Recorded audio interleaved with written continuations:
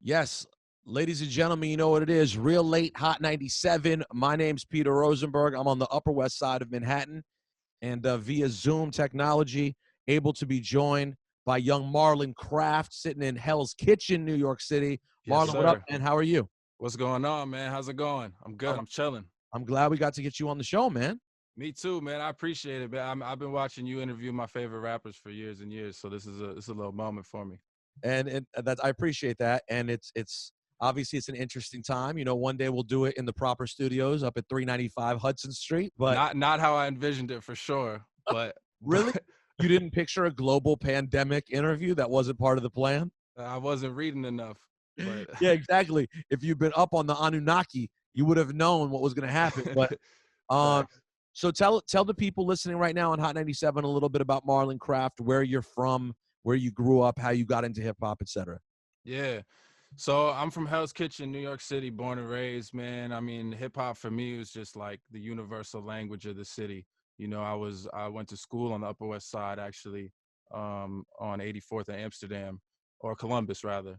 But then I was playing ball all the time in Harlem in the South Bronx, and I was experiencing all these different cultures, and hip hop was just that universal language that everybody spoke.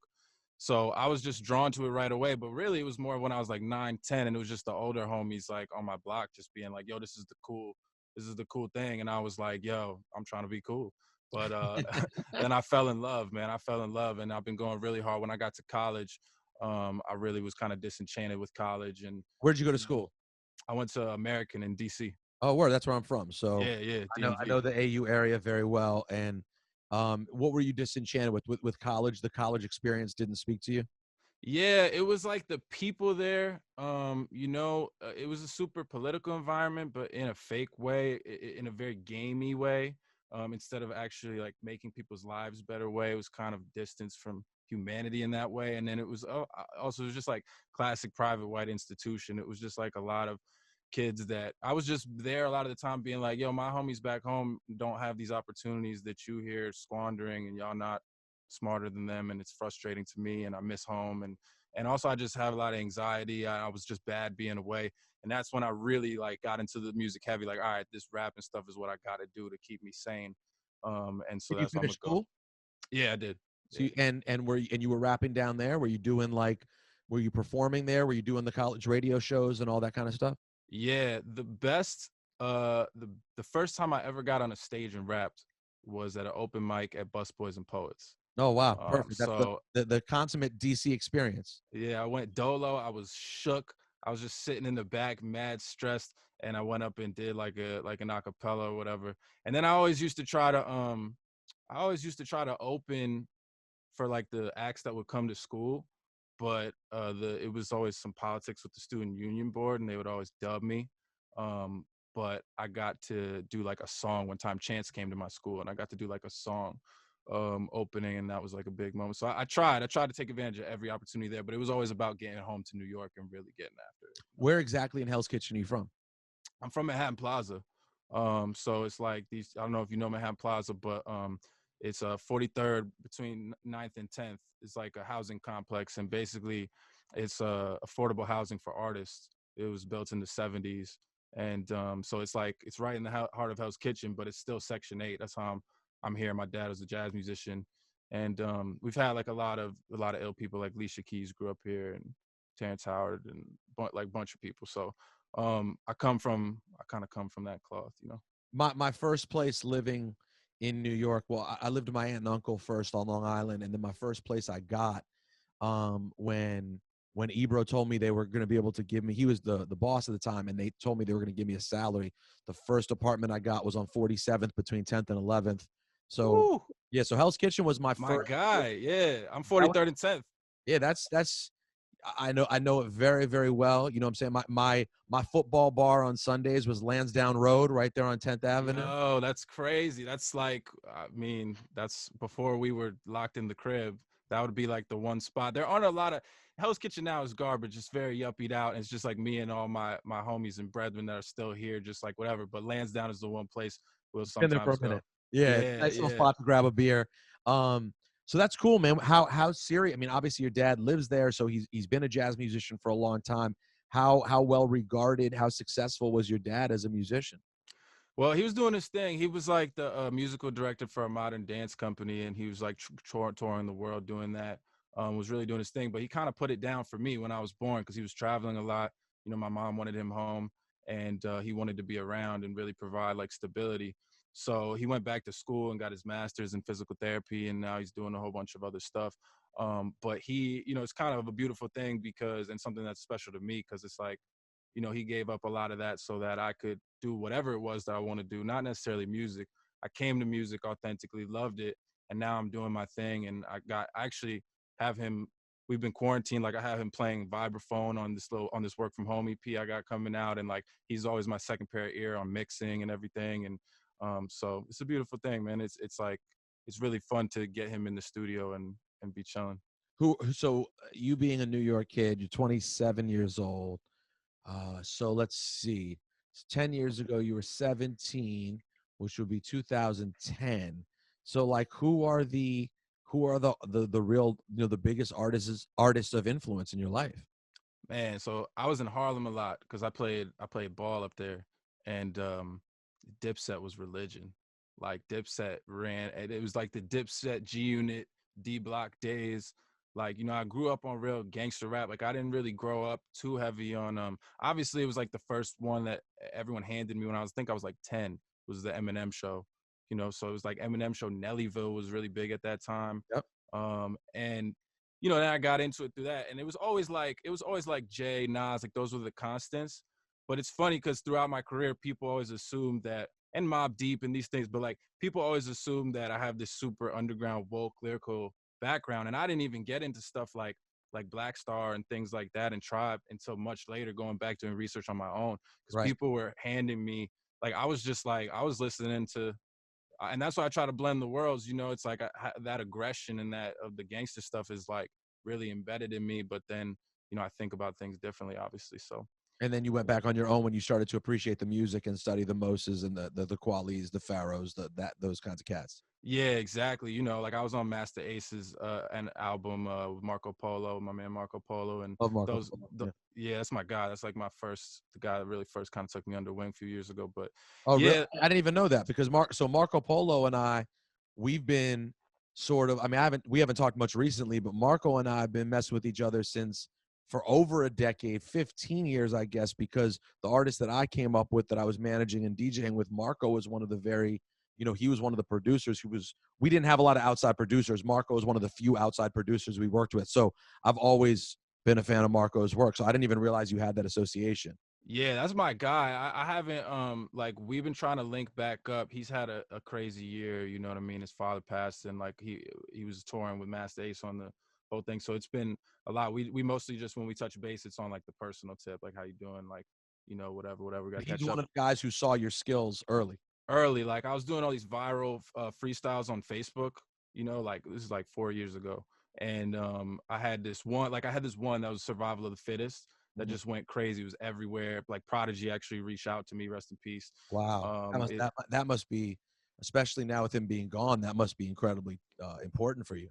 Yo, 3 weeks before he hit me, like I have the text. Actually, I don't know if I still have the text, but he hit me like, "Yo," because I opened for them at a show at U Street Music Hall. Actually, Mm. it was DC. after that freestyle. Mhm. And a crazy story too is he doesn't use wireless mics. He wouldn't use the wireless mic, and I had brought my own wired mic. So after the set, I didn't get to meet them because they came in late and whatever. But like they were like, "Yo, can Prodigy use your mic to rock the set?" And You're I like, was "You can like, have the mic and my I headphones. Whatever else you um, want. imagine I'm like, nah, son. That's my mic, son." Yeah, like yo, so he used the mic. So when I came back, somehow like somebody like put us in touch. I forget, but he just reached out to me and we were texting. He was like, "Yo, shit is dope. Like, you know, like next time I'm in the city, we gonna link up." And I didn't really like pursue it mad hard because it's hard to tell, especially back then. Like I didn't know how to maneuver that. Like you never want to be bothersome as a young guy. Like someone gives you the okay to have their number, but then it's like, all right, whatever. I'm like, I'm gonna see him. You know, it was a few weeks, and then it was like literally that was probably like 3 weeks before he passed. Wow. And I have that mic, and I took it with me on tour, and I still use it a lot of the time. Wow, that is amazing. Rest in peace, Prodigy. Let's here's what we're gonna do. Let's play Mom's Whiskey, your record right now, and Dope. then we'll play that joint. We'll come back. We'll talk more with Marlon Craft about how you got to where you are right now, what's going on. Then we're gonna have you spit a few bars, if that's cool with you. Yes, sir. All right, that's what we're gonna do. The first This is the first freestyle we've done on Real Late during quarantine. I'm honored. There you go. So Gotta set it off. we're gonna set it off tonight on Hot 97. My man Marlon Craft is here. It's a Sunday night. It's quarantine time. It's Real Late Hot 97, New York. Yes, ladies and gentlemen, you know what it is. It's Real Late Hot 97. My name's Peter Rosenberg. Marlon Craft is not in the building. He's in his own building in Hell's Kitchen. But we're catching up right now. If you're not familiar, that was his tune that we just played, Mom's Whiskey. Really talented MC. And it's a crazy time in New York. I hope everyone's being safe out there. I was in Coney Island yesterday and really got to see, this sort of historic part of New York that is just shut down. And shout out to everyone I saw there. Most everyone really observing and wearing their mask and social distancing. And God willing, we stay on this path. We'll get back to where we need to be. But thought it would be cool to have a nice New York story from Marlon Craft. And you were saying you grew up in Hell's Kitchen. You went to American University, AU, and you sort of didn't love the college scene. Really fell in love with making music. How did you get from being that kid in college who's putting together music to where you are now, where you're freestyling on Sway's show and I'm Aware of You and things like that? How did you get there? Man, it's been a lot of years, man. I mean, I got home. I graduated 2015. I came home and just got after it. I was like, yo, I'm gonna give myself like 2 years going after this 100%, and then kind of evaluate. You know what I mean? And I started doing these freestyles in my room. I always was putting out projects at the same time, but I was doing these freestyles in my room. I had this little corner in my room with like the Knicks poster, and it has become to like my fans this kind of like iconic scene. I was on a Zoom with the fans the other day, and one of the fans had like a Zoom background that they made of the back of like the Knicks thing where I did all the freestyles. Okay, so so you're a big Knicks head. Yeah, yeah, die hard. It's a disease. Yeah, But dying is the right term. Okay, so you're making these tapes at home. You're putting out projects the whole time. and I had these songs that they started going viral, so I started accumulating this big fan base on Facebook with the help of like certain platforms like Team Backpack at the time was really instrumental for me, and I was just doing it, and then we were doing the projects, and then we started throwing our own shows. I mean, I did like Webster Hall, I think 2016, 2017, did 300 tickets headlining, and it was just taking a while to kind of. We were doing it completely on our own and building it, and we had a lot of fans, but I didn't really have any like industry insider people around me or people that really knew the game and whatever, and I was just kind of building it, doing some shows, and really I just stayed after it. I mean, I just put out project after project, kept the videos kept getting better, the songs kept getting better, more and more people gradually noticed about me, and then I just started getting these different opportunities. It's Like it's what an kind of organic road. Okay, and do you remember like what was that first opportunity that you went, "Oh, okay, this could be actually something here." I always knew it could be something, but there was a moment, like there was a definite shift on when I went on Sway and did the Five Fingers, because I'd been on Sway once before for like the Cypher thing, and That must I have been a big deal even getting on there to do the cipher. it was a huge deal. I had like a campaign to get on Sway for like a year. I was like trying to get all my fans and everybody that was supporting me, and I was trying to get on there. And definitely the first time in itself, that I was on there. Static was the first person to bring me up to Shade, and that was a big moment too. Like all those little moments where it was like, yo, we're really in this seat, we're really in this building, like let's go, let's go. That headline show in itself was like coming out 300 people and they knew the words to it, and I'd never been on Sway, I'd never been on, like no one knew who I was like that, but the fans knew. I was like, yo, this is real. So those little moments, and the big turning moment was where I came into Sway, after I dropped the Funhouse Mirror album and to do the Five Fingers, and like he was off air and we came in and he was just like, yo, your album is very impressive, sir, like I'm really rocking with you. And he started like saying things about the album that I knew he actually listened to it, and he's like talking about the intro, which he played live to start and whatever. And I always tell people it's funny because I'm always used to that energy of like, what are you about to do? All right, like let's see what you're about. And I've been used to that my whole life, just balling, growing up in New York, as well as in the rap game for obvious reasons and whatever.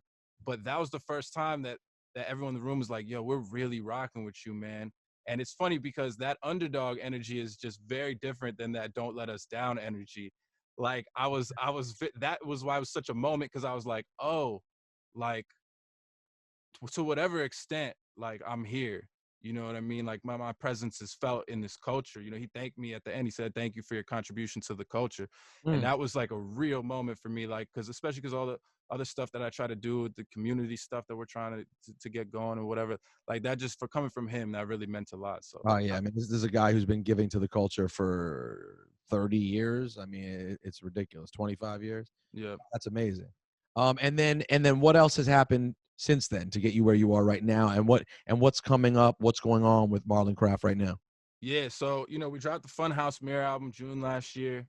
I went out, I toured with Brother Ali and Evidence, which was really, really dope. And then I did a bunch of little headline runs myself. We were hoping to really be out on the road a lot this year. Obviously, it's bleak.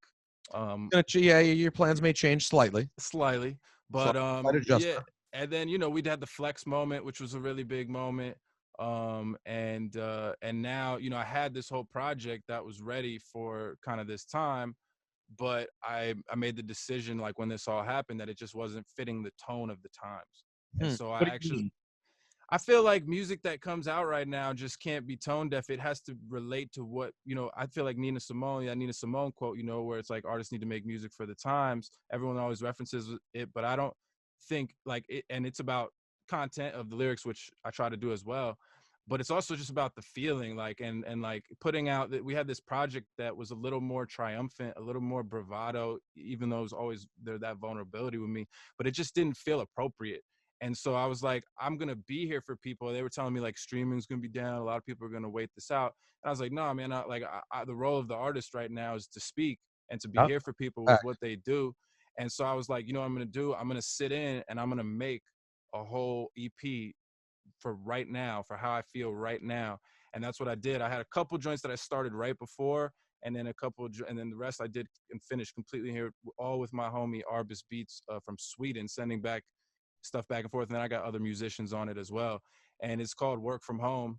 And so basically coming out with that first week of June, and I'm shooting all the videos myself at home, and I'm doing my things. Like, it's not the time to like look cute, you know what I'm saying? It's like, let's be creative and let's be innovative, man. Let's figure out how to be here for people No, and and be able to do something current where you're talking like this period is lasting long enough, and we don't know how much longer it's going to last.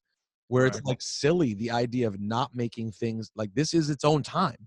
Yep. Like, it'll Yep. almost be a shame to be an artist and not have contributed during this time and not have had your voice heard Right. during this time. Like we're going to remember this forever. Whatever happens moving forward, whether this is the new normal and we're now dealing with this forever, or whether we go back to normal and we're like, yo, remember when that happened? Right. Whatever it is, right now is it. This is life changing in front of our very eyes. And frankly, we probably didn't have artists step up enough when Trump was elected. Yeah. And we really all should have been aware that like this is the time. Like, Right. oh wow, we are now dealing with something we've never dealt with in our lifetime. Absolutely. And I And I mean, and we didn't step up enough, honestly. no, absolutely. I mean, I'm trying to do, whatever I can. I got this organization that I started that's kind of like this community engagement wing or brand of what I do called Ours. And we've got this initiative going on starting tomorrow, actually, called Work Week, which is this online digital festival that I organized with my team, where we have all this programming going on Instagram Live all week. And it's all in support of pandemic relief. We're raising money for the New York Legal Assistance Group, and they have a bunch of COVID related efforts going on right now. And then we're also collecting art, with the goal being that, like, yo, if you can't give money, let's create something. It's kind of what we're Mm. speaking to right now. Like, use your creativity, digitally upload a piece of art, and our goal is 365, so that for one day a year, for one a day for the rest of the year, we could post a piece of art and kind of put value on art in that way, the same way we put value on money, because they're both important. And yeah, I mean, I got like Sway, Illmind, Arian Foster, BJ Armstrong, Kaz, EVA, all these people involved starting tomorrow in this programming. So I'm really proud of that we were able to organize it. And also it's just inspiring to me because it makes me feel like, yo, I'm not even popping like that.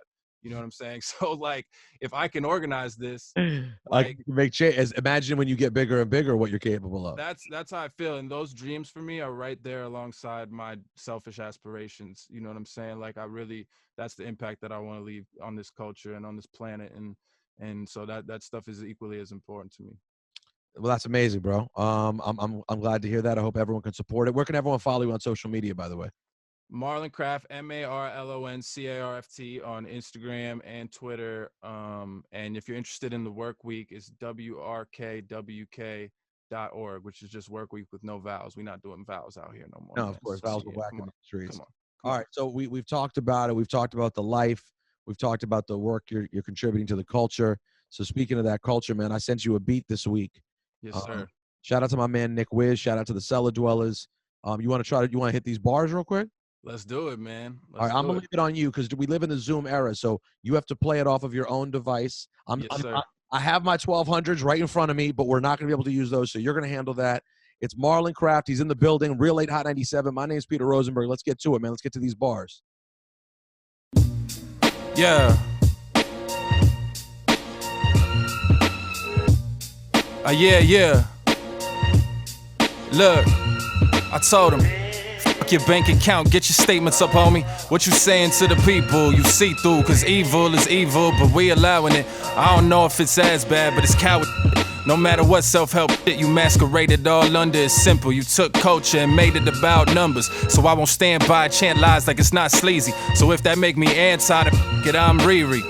But don't act like I won't smack life. I won you industry hacks right now off GP. Y'all be at the cool parties looking like DTs. Fuck was PC, lil' homie, I need my PC.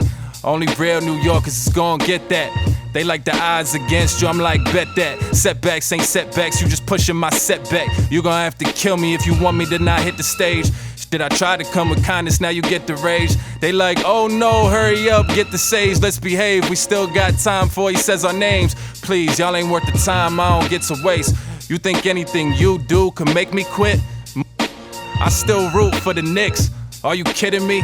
Maybe literally, cause I'm about to be a ghost, so it figures be. Way I pull strings sounding like a symphony. Still an empath, but I'm losing sympathy. Man, you lucky that my heart is pure. To all the wars and art and yours, a part absorbed, that's hardly sure. I've been studying since Mook verse Party Yardy, boy. Check, I ain't the best by mistake, this is by design. I make points with my bars, call them dotted lines. Yeah, they like, how you do it again?